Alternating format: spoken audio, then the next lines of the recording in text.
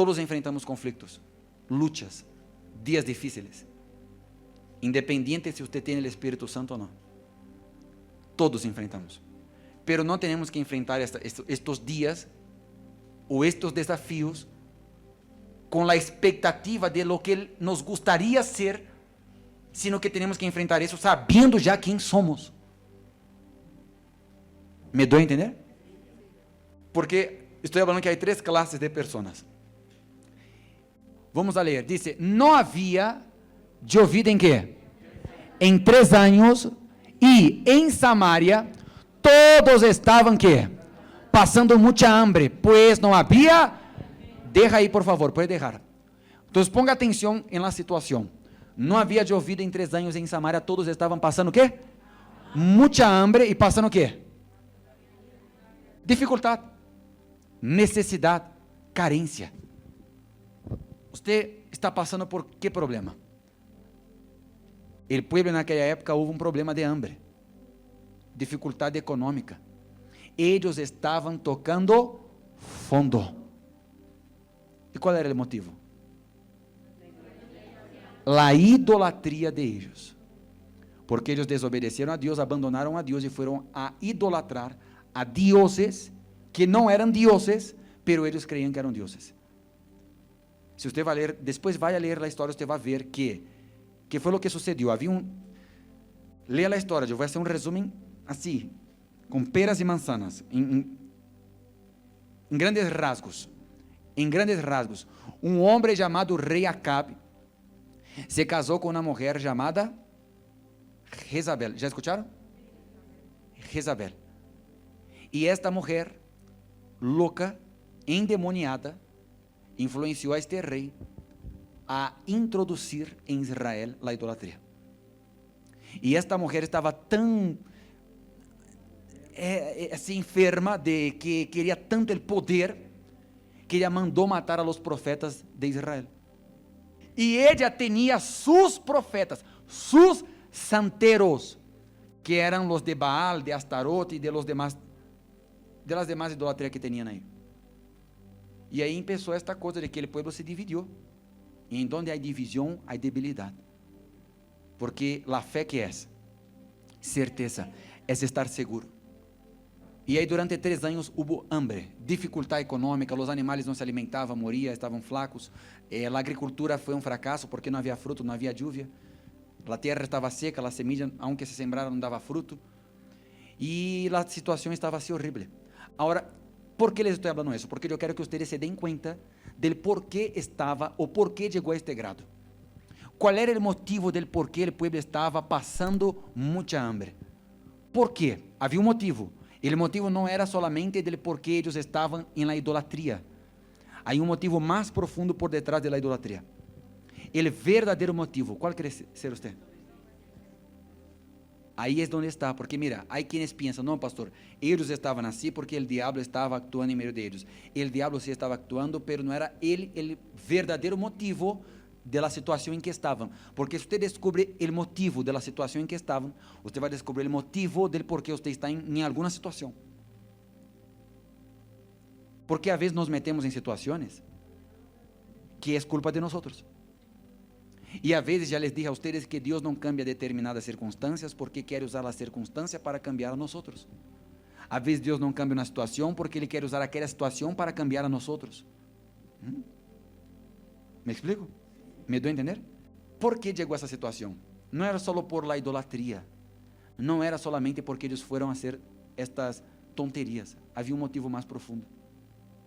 Ellos llegaron a estar en aquella situación y esa situación era un reflejo de algo más allá, que es el versículo, ponga el siguiente, versículo 30, por favor, versículo 30.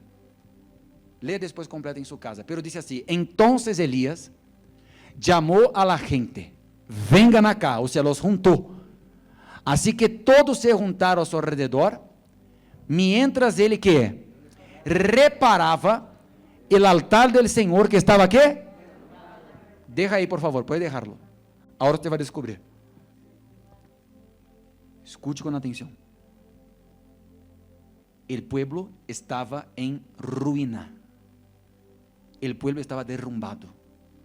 Aquele mesmo pueblo que era invencible, respetado, victorioso, estava derrotado. Pero aí está o chiste, porque o secreto de você entender este mensaje é você entender que a situação em que eles estavam era nada mais que um reflejo de como estava o altar de eles de Deus. Abandonado.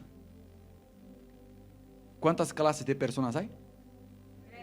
Três. Quais são as três? Primeiro, a primeira classe de pessoas que há são aquelas que não têm um altar. São aquelas que não têm um altar. Guarda esta palavra, altar. Altar, o significado verdadeiro é um lugar alto para sacrifícios. Escute com atenção, você vai entender. Um altar é um lugar alto para quê? Para sacrifício. Pero não solamente tem este significado. Biblicamente, o altar tem um símbolo. Ele representa algo. O altar é um lugar de encontro com Deus. O altar é um lugar de adoração. O altar é um lugar de entrega. O altar é um lugar de comunhão, intimidade, vida, relacionamento. Todas estas coisas são símbolos de quê? Del altar. O altar é um lugar alto para sacrifício. Pero, además de esto, que é algo assim bem claro, o altar significa um lugar de relacionamento. Principalmente esta palavra. Em donde o homem podia relacionar-se com quem? Com Deus. Se o altar estava arruinado, o que significa? Meu relacionamento com Deus como estava? Arruinado. Consequentemente, como estaria minha vida? Arruinada. Agora, se você hace um comparativo, você vai ver que a situação em que o povo estava não era nem tanto por la idolatria de eles, sino por como estava o altar de Deus, que estava derrumbado, em ruínas. A primeira classe de pessoas são as que não têm um altar. Quem não tem um altar, não tem quê? Comunhão com Deus. Não tem relacionamento com Deus. Segunda classe de pessoas são as que abandonaram o altar. É diferente. Mira, você pode estar na igreja e haver abandonado o altar. Você pode estar na igreja e não ter relacionamento com quem? Não ter vida com Deus. Você pode estar na igreja e não conhecer a Deus.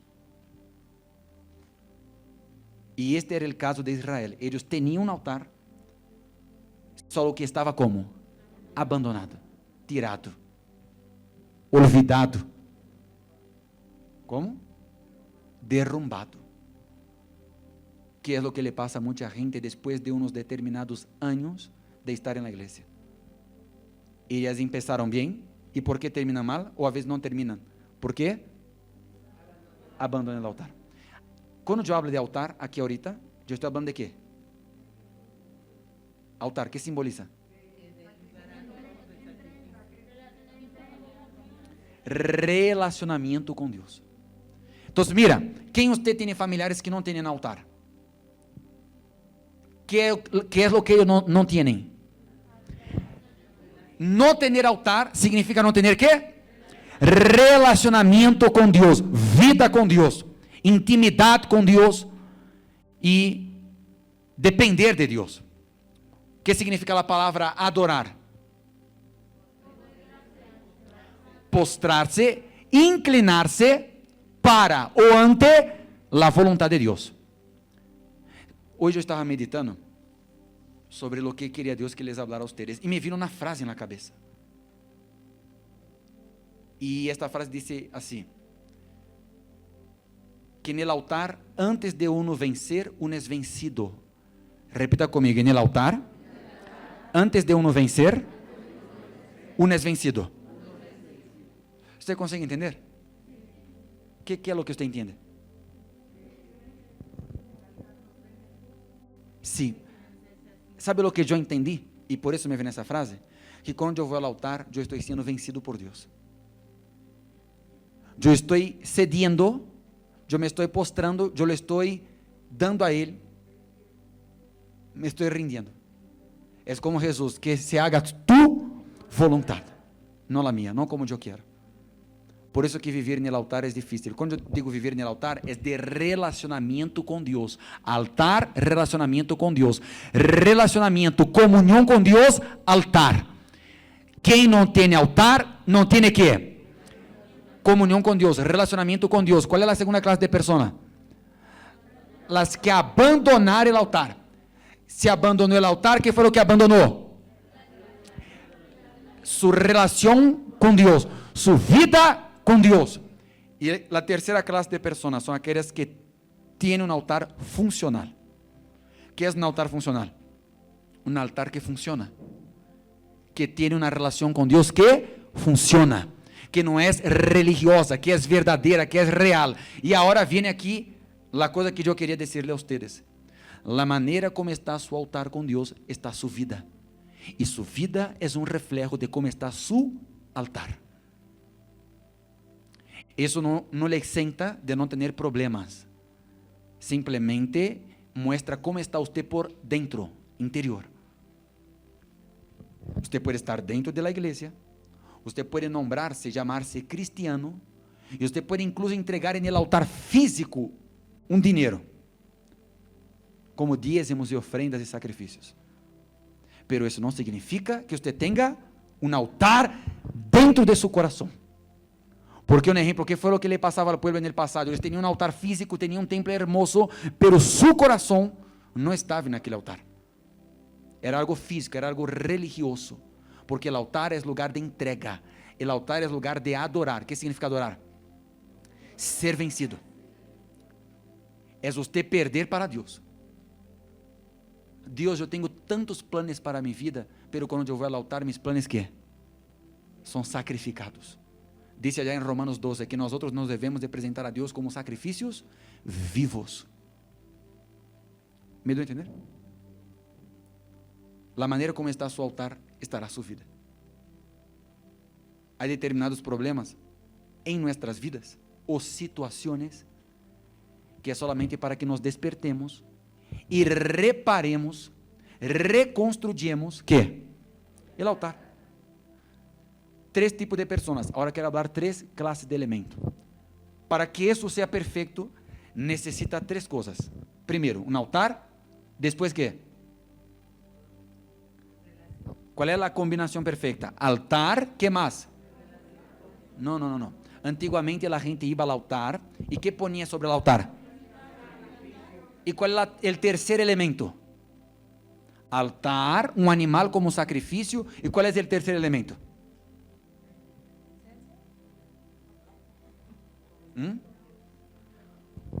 Piénsalo. Mira, agora eu estou falando a ustedes, calma, levanta as canetas. Mira, vença seu sonho. O altar necessita de 3 elementos combinados para que você tenha uma experiência com Deus. A primeira coisa é ter um altar. Jesus Cristo perguntou: que é maior, o ouro ou o altar? A ofrenda ou o altar? É como se ele perguntara hoje: que é mais grande? Que vale mais? Que é mais importante? Que tem mais valor? Su dinheiro ou o altar? Se você agarra seu dinheiro e lo deixa aqui no piso, é dinheiro perdido. Se você agarra o mesmo dinheiro e põe no altar, é ofrenda. Porque o altar é o que sostiene a ofrenda. É mais importante. É o que santifica aquela ofrenda. É o que hace aquela ofrenda ser ofrenda. Aquele dinheiro ser algo santo. Se você põe seu dinheiro em qualquer outro lugar, em seu bolsillo, em la mesa, não é ofrenda. Pero se você põe no altar, se vuelve ¿qué? Ofrenda, algo santo, sagrado. ¿Me doy a entender? Entonces, muy bien, aquela combinación es la siguiente, como antes era la liturgia, los sacerdotes, allá en el tabernáculo, un altar. ¿Qué otra cosa necesita? Un sacrificio, un animal, una ofrenda. ¿Y qué otra cosa falta?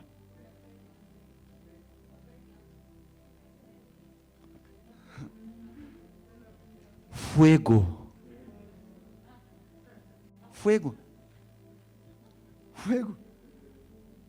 O que? Eu pongo aqui o animal e vai passar aqui, vai quedar aqui o animal pudrido? Não, então o altar, o animal e que? Fuego. O altar sempre tinha que? Fuego, pero aí vai uma coisa que quizás você não sepa. O fuego do altar não era encendido de maneira manual, não era humano, ele era encendido por Deus.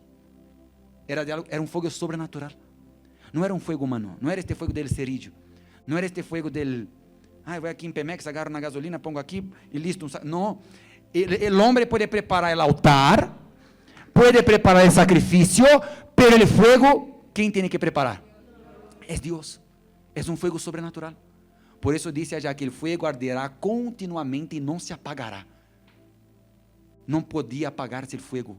Tinham que estar aí 24 horas pendientes de poner o aceite, cuidando do tabernáculo, cuidando do altar para que não se apagara o fogo. Agora, ¿qué é o que hace o fogo apagar-se? Espiritualmente hablando, o pecado, as dudas, os medos. Porque para que o altar quede abandonado, para que já não haja fogo, e se não tem fogo é porque Deus não está presente. Se não tem fogo é porque Deus não está aqui. Se não tem fogo é porque não há vida. Que é o que o fogo tem? Calor, que mais? Luz, que mais? O fogo a todo consume. Então temos o altar. Se usted é o sacrifício, se usted é o sacrifício, se usted se põe com o sacrifício, então que vai faltar? O fogo.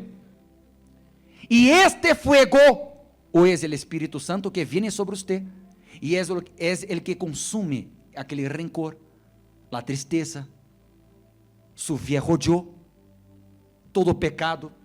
Por isso é impossível que uma pessoa receba o Espírito Santo e quede toda...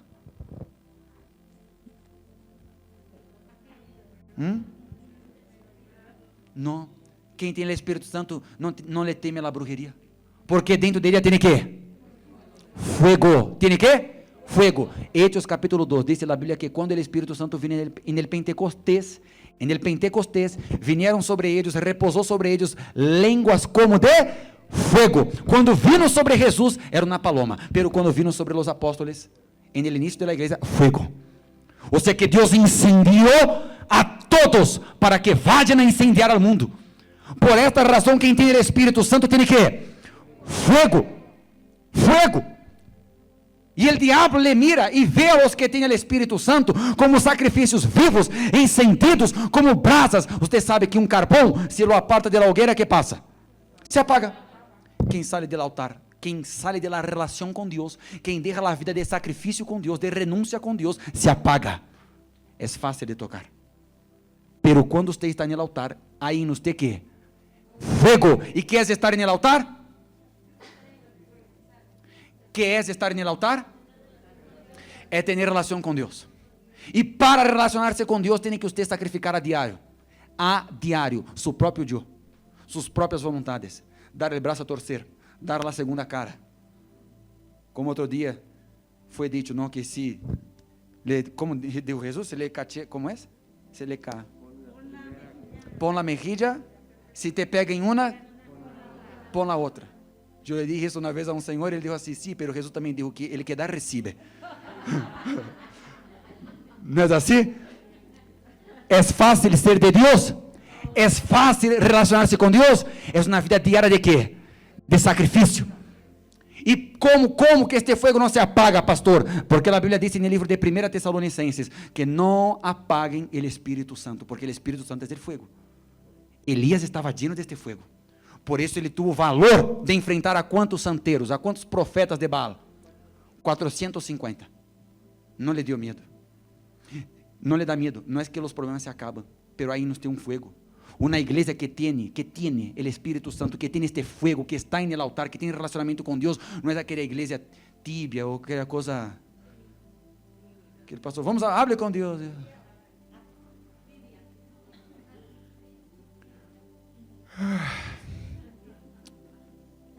¿No es así? Aí o pastor empieza a hablar, ¿no? Senhor Jesus, e a pessoa, Senhor Jesus, oh Deus, mátame. Ella, mátame também. Porque ella não sabe o que falar, não é assim? Pero quem tem o Espírito Santo, você vê, quando ora, tem que? É diferente. Porque tem, gente, ustedes viveram com o papá, com a mamá de ustedes? Você los veía a diário ou cada domingo? Porque quem só vê a Deus a cada domingo. Não tem relacionamento com Deus a diário. Se é para orar, só ora na igreja. Se é para ler a Bíblia, só lê na igreja. No es a diario, son todos los días. Usted tiene que visitar al altar, encontrarse con Dios todos los días y no dejar que el fuego se apague. ¿Cómo el fuego se apaga, pastor? Pecado, duda. Usted dejar el altar es abandonar su relacionamiento con Dios para relacionarse con este mundo. Es usted venderse a las ofertas que el diablo le hace. Es usted desconfiar o no confiar el suficiente y tener paciencia de esperar que venga de Dios la bendición que usted quiere. Yo sirvo a Dios en el altar, pero no significa que yo estoy en el altar. Y no es porque usted no es un oficial en la iglesia que usted también no puede estar en el altar, porque el altar está dentro de ¿dónde? De nosotros. Es un lugar en donde todos los días yo voy allí y le pongo un sacrificio para Dios, y pongo allí mi ego y mi orgullo, y pongo allí mis planes y mis voluntades para que se cumplan sus planes de Él, sus voluntades de Él en mi vida. Si yo abandono el altar, yo estoy perdido, porque todos los que abandonaron el altar fueron a la ruina, tocaron fondo. No cambie el altar de Dios por nada, ni por nadie. Si es para que usted tenga algo en esta vida, que sea a través de ¿dónde? En la dependencia de Dios. Es aquí que se va a cumplir los planes y propósitos de Dios, pero el sacrificio es usted. No me venga usted a entregar dinero y no me entregue su vida. Dios necesita de dinero? No, su obra necesita, pero Ele quer usted como sacrifício. Ele quer ser aquele fuego que vai descender, vai consumir a usted para Ele. Ele vai encender. E você nunca mais será a mesma pessoa. Por isso, você tem que decidir ir ao altar para sacrificar. Imaginem-se ustedes que se los del passado, quando agarravam um animalito tão bonito, um corderito tão hermoso, tão bonito, e quando for a matar, a degollar o corderito, e ele começar a chorar, como chora um cordeiro?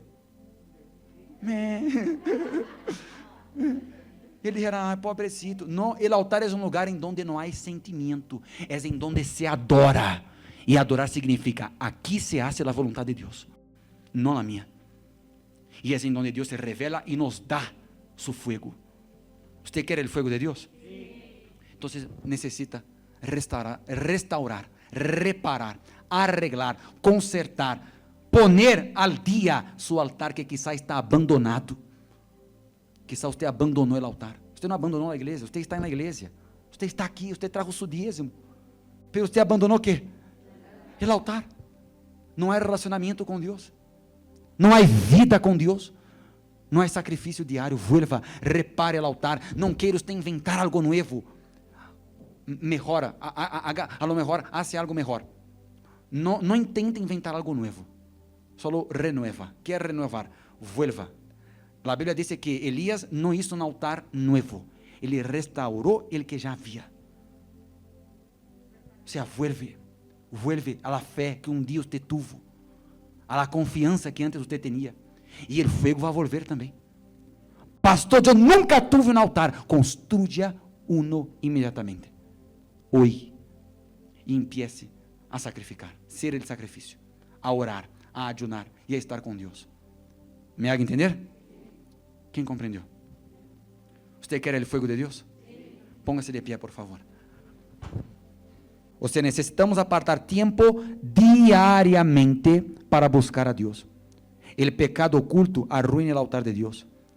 Desestimar a importância do altar também arruina esse lugar de encontro com Ele. E o altar de Deus se apaga quando não temos uma vida, quando temos uma vida doble. O povo de Israel estava dividido também. Entregue-se a Deus completamente como um holocausto vivo. Amém?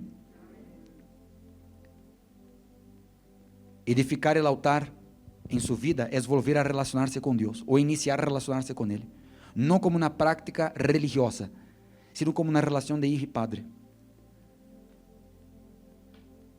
En el altar, antes de que uno vença, uno es vencido. Com que frequência te relacionas intimamente com Deus? Com quanto tempo dedicas? Ou quanto tempo le dedicas a hablar com Deus? Com que frequência le agradeces e le adoras? Então, quem não tem altar, zero relação com Deus. Os que abandonaram o altar são aqueles que quizás está aí o altar semi-destruído. Ou seja, uma relação escassa, muito pouca, muito fria. nosotros vamos a restaurar el altar.